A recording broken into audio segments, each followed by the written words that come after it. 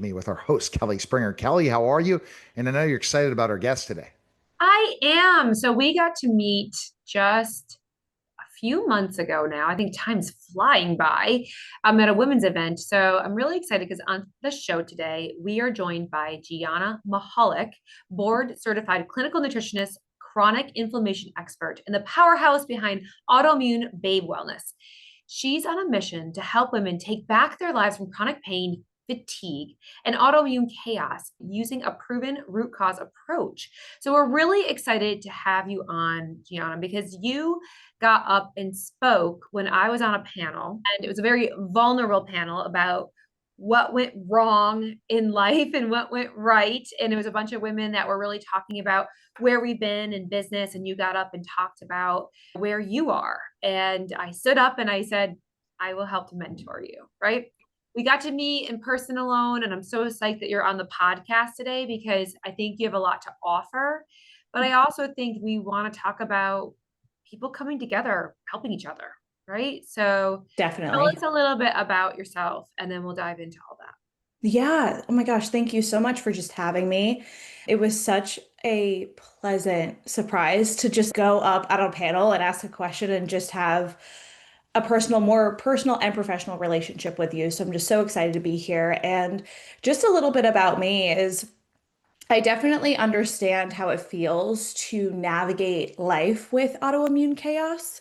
And so my hope for today is that anybody who feels stuck in something that, gosh, feels like it's consuming your life, you get hope and strategy today because both are so within your reach.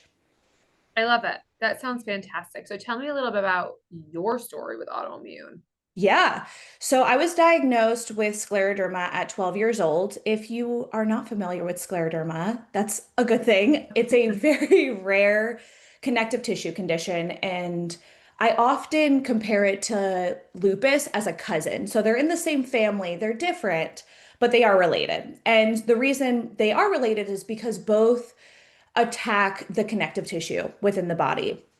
And so I navigated scleroderma, the ups and downs of scleroderma, dealing with sclerosis of the body, fatigue, body aches for 12 years before starting a healing journey. And so, if we're putting the math out there, that is pretty much my entire teenage years and adolescence that I navigated being sick. And I really hit a rock bottom, both physically, emotionally, spiritually, in my early 20s.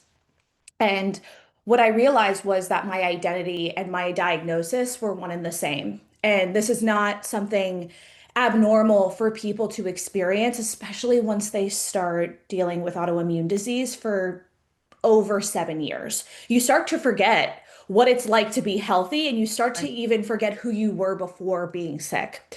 And for me, this was devastating at 22 years old, 23 years old, because I had my whole life ahead of me. I was full time at University of Florida. My life should be in the chapters of starting, not in these chapters of darkness and hopelessness and despair. And so through this rock bottom, we'll just describe it, I started a healing journey. And there were many serendipitous moments within the beginning of this journey, but ultimately, it allowed me to fight for my health in a new way, one that embraced both medication that was needed at the time and a whole person approach. And through this journey, I worked with specialists, herbalists, functional medicine doctors, and was able to experience remission within 2.5 years. I am now in unmedicated remission now for 9 years. We just celebrated in Wow. April.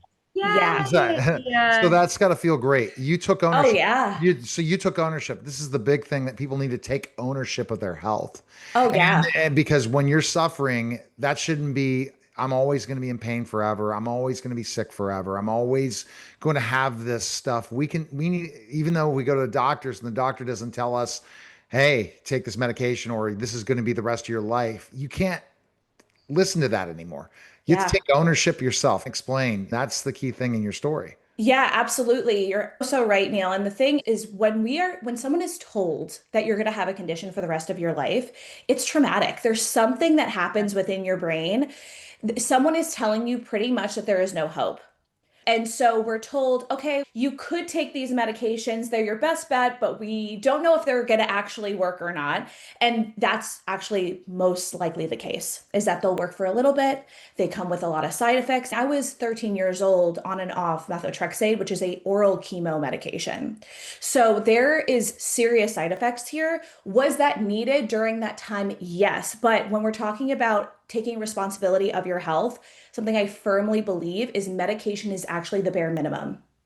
We have to be taking action outside of the doctor's office so that you can protect your quality of life. Otherwise, you are quite literally playing Russian roulette with your health and you're likely to lose, especially when it comes to conditions like connective tissue disease. And I think that's a big point. And like we're saying this all the same thing, but I think that it's what you're doing and helping people go through this journey. I think it's really difficult to take action yourself if you really are getting conflicting messages all over the internet. And so Yeah. I think people potentially maybe are looking for solutions, but it really is conflicting. Do this, don't do this, don't do that. And they are direct against each other, basically. So, Yes. where would you say, or how did you find out what you should do? Yeah, that is such a good point, Kelly. The social media and the internet is truly a mosh posh Yeah, of recommendations, and we are researching, right? It's what is actually going to work for us. And so I like to call it the like how to heal guessing game. And this is where the serendipitous part of my healing journey starts because I immediately felt like I needed somebody in my corner. Up until that point, I was researching, but when it comes to scleroderma in particular, and a lot of connective tissue diseases, there's scary information out there and right. people who are completely debilitated by their illness. And so the more research I did, the more hopeless I got. Yeah. And so that's where I was like, I need somebody in my corner immediately. And that was, if there is a shortcut, that is it. Getting personalized support based on where your body is at in the season that you're in. It's when we're Googling and researching, even ChatGPT, there's a complexity to healing that really needs to consider your emotional and your physical capacity. And for example, like there could be I'm going to give an example here. So if someone's okay, you should eat Brussels sprouts, right? Brussels sprouts are incredible for you. But let's say for many people with connective tissue diseases, their digestive system is very weak. And so fiber can trigger inflammation if you're dealing with sluggish digestion. So is Brussels sprouts like a superfood or is it a trigger for you? And so that's the complexity that we're talking about, where Personalization. exactly, that Yeah. personalization, taking into consideration your symptoms, your emotional relationship with your body and your food. I know that was a huge part of my healing journey in the beginning because when you feel like your body has betrayed you, that's trauma. Mhm. And if we don't navigate that early on, you're going to, or you're more likely to, I should say, try different things, them not work, they're not leading to the goals that you want. And then subconsciously in your head, you're like, yep, thought about it. My body's broken. Yep, not starting, not doing hard enough. And you're reinforcing this belief Mm. that you're broken and you're scarred and you're hopeless. And I call that the sick girl identity. It's this mental identity that we put on ourselves subconsciously as a survival mechanism, but it actually keeps us stuck if we're not careful. So, Kelly, this is very intriguing. And I'm sure Mhm. when you work with your clients, that, right? You see them with that self-fulfilling, it's not going to work. I'm never going to lose weight. I'm never going to get healthy again. This self-fulfilling prophecy they put on themselves. Well, Neil, I think in what Gianna's saying too, I think what I've seen a lot is that it's the label. So like I now have diabetes or I now have that. And like I don't think that we need to keep, I think we're in a society of labeling. And so once you have that label, it's attached to you. And a lot of people aren't told that they can change that label. It can definitely. it can change. It's not like you have this and this is the way it's going to be forever because of things that we can do to change that label. So right now in the medical society, like there literally you are like the labels put on, it's in your medical record. This is who you are. This is your identity. Yes. I am a diabetic, or I'm an autoimmune. That's who I am, which it's not. It's Mhm. not. A lot of times it can be something very different. Absolutely. But if we're only functioning in the space of conventional medicine, that's all that you're heard, like, or that's all that you're being told. Totally. And And it's that's, frustrating. It's frustrating because you come with this laundry list to the doctor and you're saying, what? They don't want to help. They don't understand me. Then you feel discouraged. You're like, okay, I've been really focusing on my health and that's not being reinforced. And that's a shame. yeah, absolutely. Even now that I'm in remission, I'm approaching 9 months pregnant, and my OB, the first appointment that I had with her, I told her my medical history. As I do, I still put scleroderma on my inbox or my intake forms. And she was in utter disbelief when I tell you that. She was like, okay, what rheumatologist do you go to? And I told her that I was released from my rheumatologist back in 2016 because he literally told me I didn't need him anymore and I'm not taking any medications. And she's like, that doesn't happen. And this skepticism that I was hit with initially started to slowly evolve into like curiosity and then even excitement. Because she's Yeah. like, oh, wow, this is so cool. And I'm like, I'm so glad that this is cool for you too.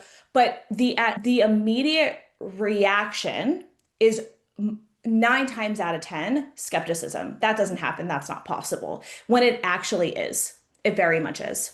Yeah, the disbelief. Yeah. And I'm glad that your OBGYN did respond with positivity after, but the medical gaslighting is a real thing, Kelly, and it's frustrating. Oh yeah, I definitely had to show my lab work. That's here are my updated here are my updated labs. I promise you that I'm not making this up, kind of thing. That's interesting. But the thing is, though, you had the knowledge and you had the Mhm. whereabouts to be able to talk to that medical professional about this. And again, like Neil, the gaslighting, like I think so many people just really don't know what to do. And then they don't know the questions to ask. They don't know where to go to get those questions answered. So that's where you're one person having a baby. Like where would the best advice for to go to get help? I think autoimmune is such a huge population right now, more and more people being diagnosed every day. What would you suggest? That is a really good question. So, one thing that I want to emphasize is when you are being told that you may or may not have an autoimmune disease, right? The best thing that you can do is get clarity medically because that's going to lead to next steps. And I want to emphasize that because a lot of people are like, I want to just go on a healing journey at the first blood work or the first result that autoimmune might be on the table. And for you knowing what diagnosis you have or having a medical professional in your corner is a resource to you.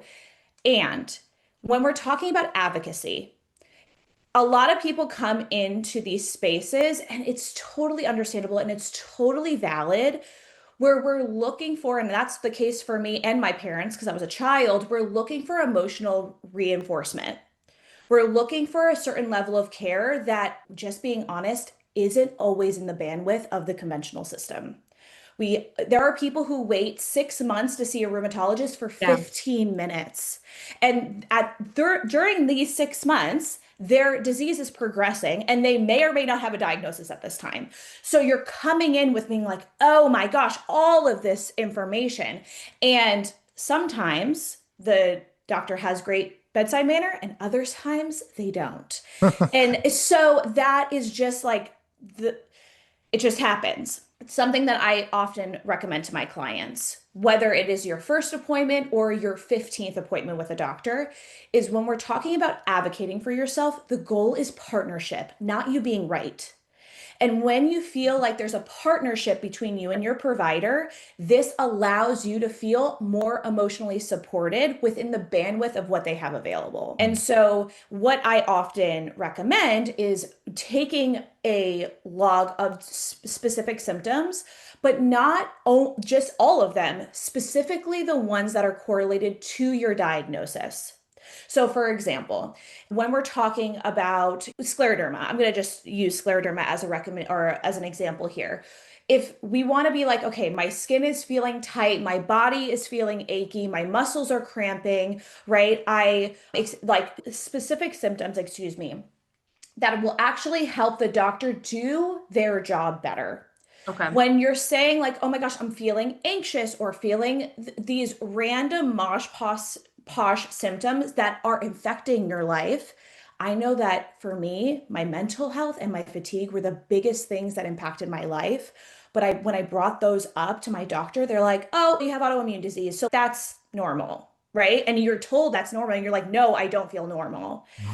Does that make sense? Yeah. Oh, So this is where we want to separate the fatigue and the emotional support to, hey, what can I tell my doctor about the symptoms that are specifically about my diagnosis so that they can give me information on that.